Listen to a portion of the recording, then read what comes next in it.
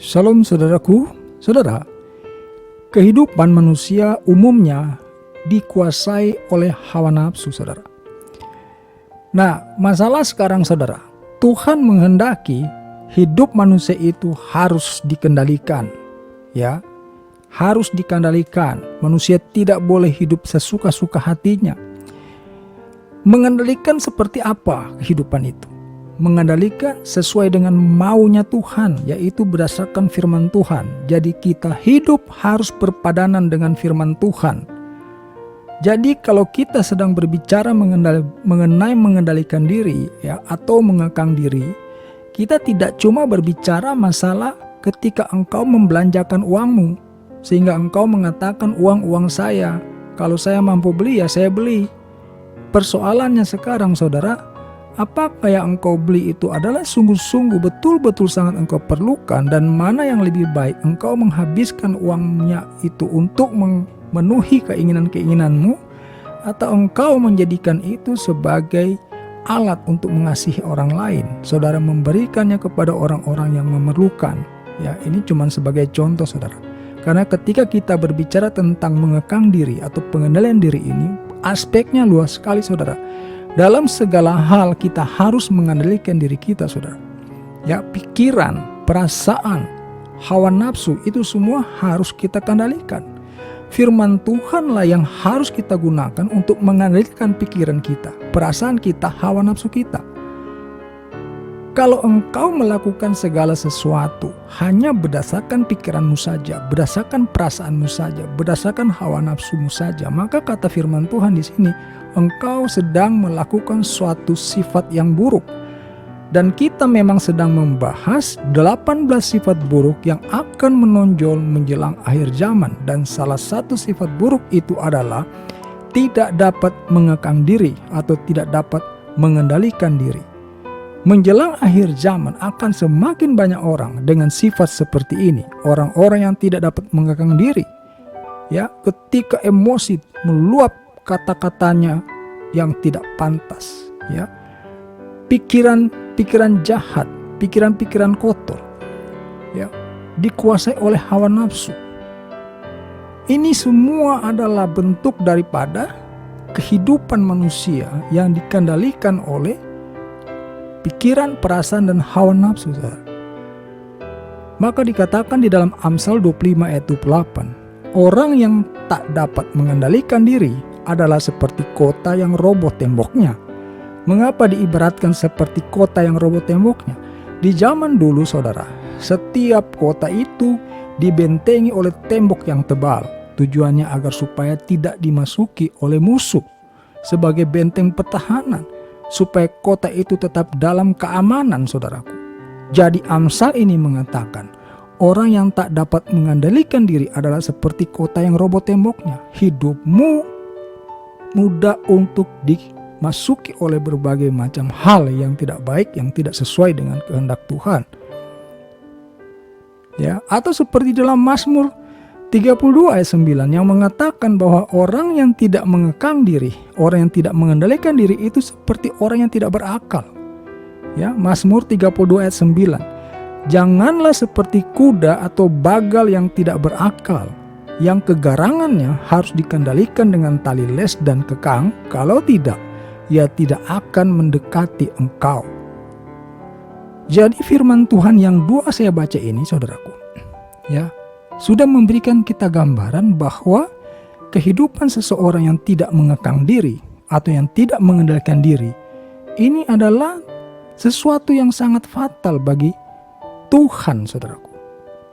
Ya, sulit bagi orang-orang seperti ini dapat dikendalikan oleh Tuhan melalui firman-Nya. Maka kalau saudara sampai memiliki ciri-ciri yang sifat seperti ini, saudara, segera tanggalkan. Ya, Tuhan tidak suka sehingga dimasukkan ke dalam salah satu daripada 18 sifat buruk.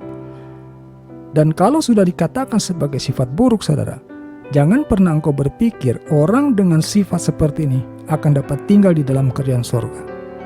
Bagaimana mungkin ada seseorang dengan sifat tidak dapat mengekang diri, tidak dapat mengendalikan diri, lalu dia tinggal di dalam kerajaan sorga? Kacau, saudara, sorga itu. Ya, kacau. Jadi kita harus hidup mengendalikan pikiran kita agar kita selalu berpikir yang positif, saudara. Ya, berpikir yang manfaat, berpikir yang berguna. Ya, berpikir untuk kebaikan bukan hanya untuk diri sendiri, tetapi kebaikan juga orang-orang di sekitar kita. Ya. Lalu dengan mengendalikan perasaan kita juga, saudara. Ya, jangan mudah emosi, jangan mudah terpancing, terprovokasi. Ya, kalau melihat suatu informasi atau mendapatkan informasi sesuatu hal, itu jangan sampai kita timbul emosi lebih dahulu, saudara. Ya, emosi kita jalan dulu, baru pikiran kita belakangan muncul. Ya, kita harus mengendalikan perasaan kita. Dan bagaimana supaya perasaan kita terkendali dengan benar? Itu melalui firman Tuhan. Jadi kita merasakan sesuatu, kita ingat firman Tuhan, dan itulah dasar kita untuk mengendalikan perasaan dan juga tadi pikiran kita, saudara. Apalagi mengenai hawa nafsu, saudara. Ini lebih-lebih lagi. Ya, hawa nafsu ini betul-betul harus engkau taklukkan di dalam dirimu. Dengan apa? Lagi-lagi dengan firman Tuhan, saudara. Ya, apa yang firman Tuhan mau kita lakukan, itu kita lakukan. Apa yang dilarang oleh firman Tuhan, itu kita jangan lakukan. Itulah kita mengendali hawa nafsu, saudara. Dan kabar baiknya, saudara, rupanya untuk memulai mengendalikan diri kita atau untuk mengekang diri kita, firman Tuhan memberikan kita bocoran, saudara. Ternyata untuk melakukan hal itu ada pada perkataan. Seperti yang disampaikan Yakobus 3 ayat 2. Sebab kita semua bersalah dalam banyak hal. Barang siapa tidak bersalah dalam perkataannya, ia adalah orang sempurna yang dapat juga mengendalikan seluruh tubuhnya. Ya. Yang tidak bersalah dalam perkataannya. Tetapi di sini juga masih dikatakan ia dapat juga mengendalikan seluruh tubuhnya. Artinya bukan hanya perkataan semata-mata yang kita jaga yang dapat mengendalikan seluruh tubuh kita. Harus ada tambahan lain, ya, yaitu firman Tuhan tadi. Jadi saudara sudah mampu mengatakan hal-hal yang baik, ya, perkataan-perkataan positif, perkataan-perkataan yang membangun orang, ya. Masa depan orang dengan perkataan terbangkit gitu, ya. Karena engkau mengatakan hal yang membangkitkan semangat. Itu pun belum cukup, saudara. Engkau harus dibekali juga dengan firman Tuhan. Karena dasar kita melangkah itu adalah firman Tuhan. Jadi penting sekali kita untuk menyadari bahwa ternyata sifat tidak bisa mengekang diri atau tidak dapat mengendalikan diri ini bukan hanya sifat manusiawi biasa, saudara. Ya, bukan sifat manusiawi biasa yang bisa kita seolah-olah menganggap ini hal yang lumrah gitu. Ya, yang kita katakan ya namanya juga masih manusia.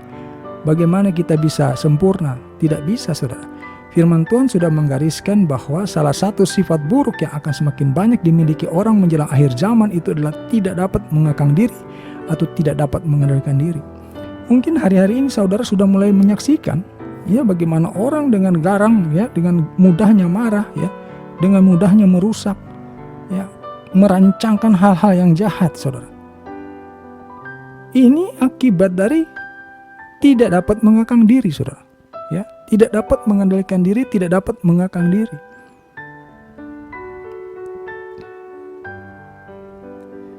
Oleh karena itu, saudara, sebagai firman Tuhan yang penutup, di dalam Filipi 4 ayat 8, Paulus mengatakan, jadi akhirnya saudara-saudara, semua yang benar, semua yang mulia, semua yang adil, semua yang suci, semua yang manis, semua yang sedap didengar, semua yang disebut kebajikan dan patut dipuji, pikirkanlah semua itu. Ya, firman Tuhan ini harus melekat betul di dalam hati dan pikiran kita supaya kita mulai terpacu untuk betul-betul memanfaatkan atau menggunakan firman Tuhan sebagai petunjuk hidup kita, saudara. Ya. Karena ingat tadi, kehidupan manusia, apalagi yang tidak mengenal Kristus, itu sangat kuat pengaruh hawa nafsunya, saudara. Sedangkan yang sudah bertahun-tahun hidup di dalam Kristus saja, masih juga ada yang belum dapat mengendalikan hawa nafsu, mengendalikan pikirannya, perasaannya. Jadi tubuhnya datang ke gereja, tetapi pikiran dan perasaan serta hawa nafsunya tidak dia kendalikan, saudara. Tubuhnya berada di tempat-tempat ibadah, ya, di kegiatan-kegiatan kerohanian, tetapi pikirannya, perasaannya, hawa nafsunya tidak dikendalikannya. Maka itulah dikatakan oleh firman Tuhan yang sedang kita bahas ini, bahwa salah satu sifat buruk yang akan semakin banyak, ya, menguasai kehidupan manusia itu adalah tidak dapat mengekang diri atau tidak dapat mengendalikan diri. Jadi saudara cek saudara, diri saudara, ya. Kalau ada ciri-ciri ya seperti itu, engkau selalu mengikuti pikiranmu yang bisa merugikan orang lain, ya, hanya untuk menguntungkan diri sendiri, tidak peduli dengan orang lain. Perasaanmu juga seperti itu, ya, mudah terprovokasi, ya, mudah emosional, ya, mudah engkau meluapkan amarahmu, juga hawa nafsumu, ya, keinginan-keinginan dagingmu. Kalau itu tidak engkau kendalikan, saudara, hati-hati. Seperti saya sudah sering katakan, tidaklah mungkin seseorang dengan sifat yang tidak dapat mengekang diri ini akan diterima di dalam kerajaan surga. Ya, tidak mungkin, saudara. Oleh karenanya itu, sadarilah dan segera bertobat. Ya, memang sesuatu sifat yang sudah lama kita praktekkan, ya, sudah lama kita lakukan, itu akan dirasakan sebagai sifat yang harus diterima oleh lingkungan kita. Kalian maklumlah dengan saya, sifat saya begini. No, saudaraku, engkau harus berubah. Firman Tuhan yang menuntut engkau berubah, ya. Lingkunganmu, teman-temanmu mungkin bisa memaklumi sifat burukmu itu, tetapi Tuhan tidak sama sekali, ya. Tuhan tidak sama sekali tidak mau toleran dengan itu. Jadi saudaraku, dari 18 sifat buruk ini, teliti, lihatlah ciri-cirinya, apakah ada di dalam diri kita. Sebab ini fatal, saudara. Seseorang dengan salah satu sifat buruk ini atau beberapa sifat buruk ini di dalam dirinya, itu tidak akan mungkin diterima di dalam kerajaan sorga. Itulah mengapa pemberitaan firman Tuhan yang kami sampaikan ini sangat penting untuk diperhatikan. Ya. Saudaraku, semoga apa yang kami sampaikan ini memberkati saudara, dan saudara juga mau membagikan kepada orang-orang yang saudara kasihi supaya mereka juga diberkati dengan firman Tuhan yang kami sampaikan ini. Jadi kita akan lanjutkan lagi nanti dengan sifat yang ke-13 pada video berikutnya. Terima kasih saudara sudah memperhatikan pemberitaan firman Tuhan kali ini. Kita jumpa lagi pada pemberitaan firman Tuhan lainnya. Haleluya. Amin.